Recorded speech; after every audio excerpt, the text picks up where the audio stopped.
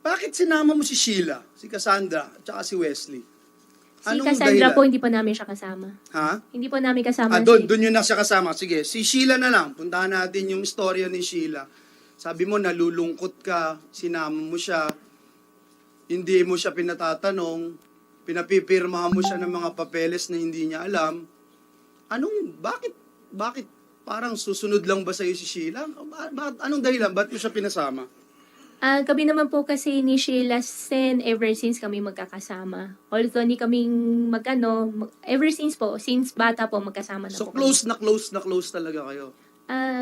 Hindi naman po sa sobrang, close. I think close kayo. Yes, Kasi close. kung hindi kayo close, sasabihin mo sa kanya na aalis kayo at hindi mo alam saan ang pupunta.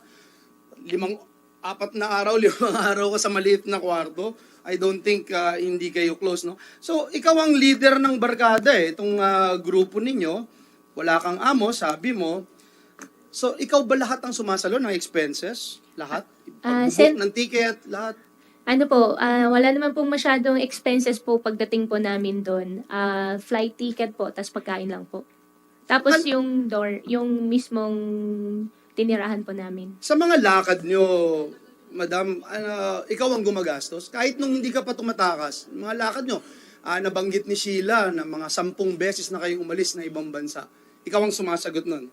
Opo. Lagi, no? Nung nasa boat kayo, paano yung damit nyo nga pala? Nagbibihis ba kayo? May dala ka bang maleta? Nagpaka ba ng pang 1 week, 1 month? Wala po. Madala ko lang po isang bag. So, Tapos may laman lang po ng personal po na item lang po. maraming pera siguro, no? Wala po. Gaano kadami? Sige, kung wala. Kasi paano kang bibili? Kasi sabi mo kanina, cash yung ginagamit mo. Opo. Paano Kung di kang po ako gagamit kung wala kang dala? Opo. Less than, tatlo po kami, less than $20,000 po. Less than? Less than $20,000 po. Less than $20,000, halos $1 million lang, no?